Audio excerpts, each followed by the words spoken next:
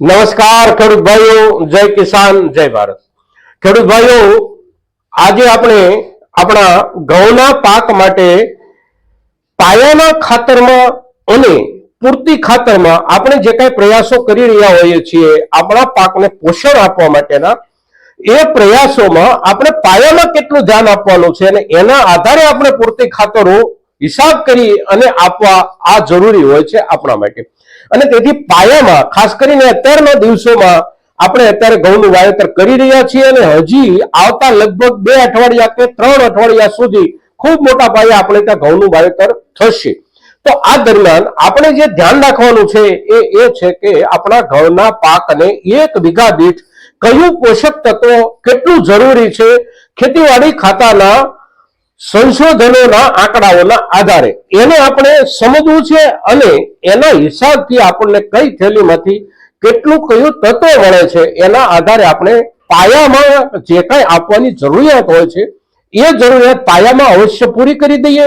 પાયામાં જેટલું ખાતર આપણે આપ્યું હોય છે એની સામે જ આપણે પૂરતી ખાતર આપવાનો આગ્રહ રાખીએ અને જે રેશિયો છે એ રેશિયો જો જળવાઈ રહે તો જ આપણા પાકને આપણે ખાતરના રૂપમાં જે કાંઈ આપીએ છીએ એનું વળતર આપણને મળી શકે। કોઈ એક તત્વ પૂરતા પ્રમાણમાં હોય કે વિશેષ પ્રમાણમાં મળી જતું હોય તો પણ છોડને લાભ નથી થતો અને કોઈ એકાદ બે તત્વોની મોટા પાયે ખામી રહી જાય તો પણ આપણા છોડને કોઈ ખાસ લાભ નથી થતો। એટલે આપણે જે કાંઈ પોષક તત્વો આપેલા છે અગર તો આપવા માંગીએ છીએ આપણા પાકના પૂરેપૂરા સમયગાળા દરમિયાન એને પાયામાંથી આપણે સાચવી લેવો જરૂરી હોય છે। આપણા ઘઉંના પાકની આપણે અત્યારે ચર્ચા કરી રહ્યા છીએ એટલે ઘઉંના પાકને ધ્યાનમાં લઈને આપણે વિચારવાનું અને સમજવાનું છે।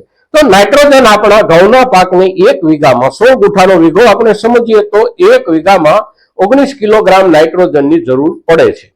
ફોસ્ફરસની જે જરૂર પડે છે એ ખેતીવાડી ખાતાના રેશિયો પ્રમાણે 9.5 થી 10 કિલોગ્રામની જરૂર હોય છે 1 વીઘામાં। એની સામે પોટાશની જરૂરિયાત 1 વીઘામાં 5 કિલોગ્રામની હોય છે અને સલ્ફેટની જરૂરિયાત 1 વીઘામાં 5 કિલોગ્રામની હોય છે।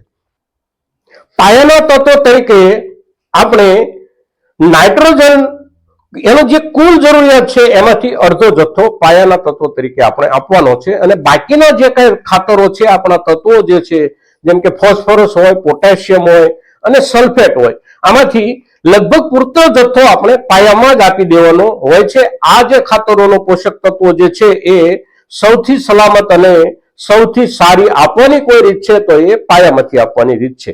પણ નાઇટ્રોજન 2 ભાગમાં આપણે આપવાનું હોય છે, અડધું પાયામાં અને અડધું ત્યાર પછી પૂર્તિના રૂપમાં। તો પાયામાં આપણે જે નાઇટ્રોજન આપવાનું છે એ 1 વીઘાના હિસાબે આપણે જે આપવું છે અને જે જરૂરિયાત છે એને જોઈએ તો 19 કિલોની જ્યારે જરૂરિયાત છે ત્યારે એમાંથી પાયામાં આપણે 10 કિલો જેટલું આપવાનું થાય છે।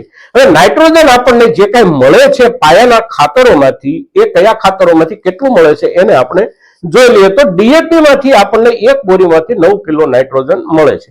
ત્યાર પછી એનપીકે 12-32-16 આપણે વાપરીએ છીએ તો એમાંથી આપણને નાઇટ્રોજન 6 કિલોગ્રામ મળે છે। સિંગલ સુપર ફોસ્ફેટ આપણે વાપરીએ છીએ તો એમાંથી આપણને નાઇટ્રોજન નથી મળતું।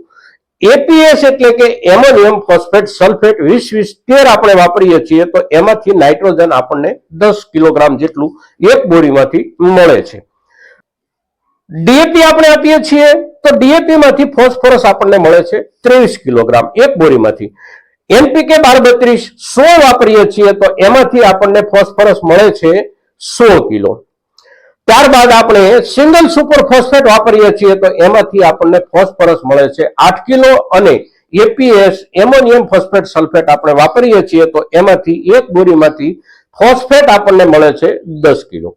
પોટાશ આપણને કઈ બોરીમાંથી કેટલું મળે છે તો પોટાશ આપણને ડીએપી માંથી બિલકુલ નથી મળતું। 12-32-16 માંથી આપણને 1 બોરીમાંથી 8 કિલો પોટાશ મળે છે। સિંગલ સુપર ફોસ્ફેટ માંથી આપણને પોટાશ નથી મળતું। એવી જ રીતે એપીએસ એટલે કે એમોનિયમ ફોસ્ફેટ સલ્ફેટ માંથી પણ આપણને પોટાશ નથી મળતું।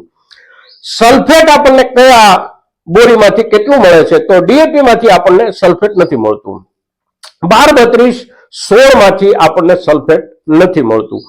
સિંગલ સુપર ફોસ્ફેટ માંથી આપણને 5.5 કિલો સલ્ફેટ મળે છે। એપીએસ એટલે કે એમોનિયમ ફોસ્ફેટ સલ્ફેટ માંથી આપણને 6.5 કિલો સલ્ફેટ મળે છે.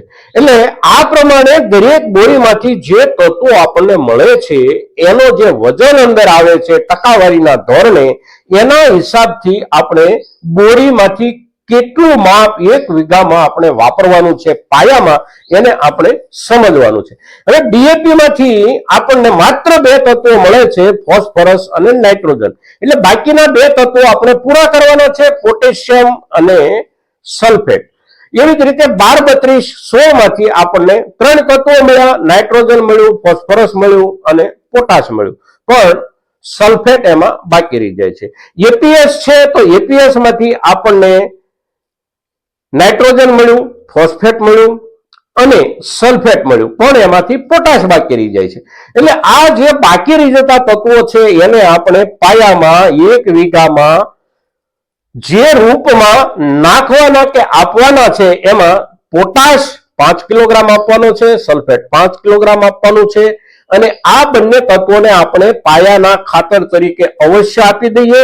નાઇટ્રોજનની જે આપણી કુલ જરૂરિયાત છે એક વીઘામાં લગભગ 19 થી 20 કિલોની, એમાંથી આપણે 10 કિલોગ્રામ પાયામાં જાય એ પ્રમાણે ખાતરનો હિસાબ ગણીએ અને આપણે આપવાનો છે. જો આપણે જે ખાતર આપ્યું છે એમાં 5 કિલોગ્રામ કે 7 કિલોગ્રામ ગયું તો બાકી આપણે પૂરતી ખાતર તરીકે એ પૂરું કરવા માટે કયા ખાતરનો કેટલો ડોઝ આપવાનો છે, તો એને માટે આપણે નાઇટ્રોજનના ડોઝને સમજી લઈએ તો નાઇટ્રોજન આપણને યુરિયામાંથી 45 કિલોની જે બેગ છે આપણી, એમાંથી આપણને 20.7 કિલો એટલે કે 20 કિલો અને 700 ગ્રામ એક બેગમાંથી આપણને નાઇટ્રોજન મળે છે.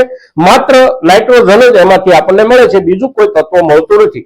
એની સામે પૂરતી ખાતર તરીકે આપણે એમોનિયમ સલ્ફેટ એટલે કે મોરસ્યું ખાતર વાપરીએ છીએ, તો એમાંથી આપણને નાઇટ્રોજન એક બોરીમાંથી 10 કિલોગ્રામ મળે છે. મિત્રો 10 કિલોગ્રામ નાઇટ્રોજન એમાંથી મળે છે તો એની સામે સાથે સાથે આપણને 12 કિલોગ્રામ સલ્ફર મળે છે, સલ્ફેટ મળે છે. એટલે આપણે પાયામાં કયું ખાતર આપ્યું છે એમાંથી કેટલું સલ્ફેટ આપણા ઢોરના છોડને મળવાનું છે અને કેટલું ઘટ રહે છે એના ધોરણે આપણે એમોનિયમ સલ્ફેટનો પ્રયોગ કરવાનો છે. અને એ જ હિસાબથી આપણે યુરિયાનો પણ પૂરતી ખાતર તરીકે પ્રયોગ કરવાનો છે. પોટેશિયમ જે આપવાનું છે આપણે, એ પોટેશિયમ આપણે જે ખાતરમાંથી નથી મળ્યું તો એની સામે આપણે પોટેશિયમ આપવા માટે શું, તો પોટેશિયમના જે 2 તત્વો, 2 સ્વરૂપો જે છે એની પણ આપણે પાછળના સમયમાં ચર્ચા કરી ગયા છીએ. એમઓપી એટલે કે મ્યુરેટ ઓફ પોટાશ અને એસઓપી એટલે કે સલ્ફેટ ઓફ પોટાશ. જમીનના હિસાબથી બેમાંથી કયું વાપરવાનું છે એની પણ આપણે પાછળના સમયમાં ચર્ચા કરી લીધી છે. મિત્રો તો આજના દિવસે આપણા ઘઉંના પાકની સમગ્ર જરૂરિયાત પાયાથી લઈ અને પૂરતી ખાતરોમાં કયા તત્વોનું કેટલી જરૂરિયાત એક વીઘાના હિસાબથી અને કઈ બોરીમાંથી કેટલું મળે છે એને જ્યારે આપણે સમજવાનો પ્રયાસ કરીએ છીએ ત્યારે આપણા મહત્તમ ખેડૂતો સુધી આપણે આ ચર્ચા પહોંચે એ આપ સૌની પણ જવાબદારી સમજી અને આપ અવશ્ય મહત્તમ ખેડૂતો સુધી આપણે આ ચર્ચા પહોંચાડશો એવી આપની પાસેથી અપેક્ષા સાથે જય કિસાન, જય ભારત.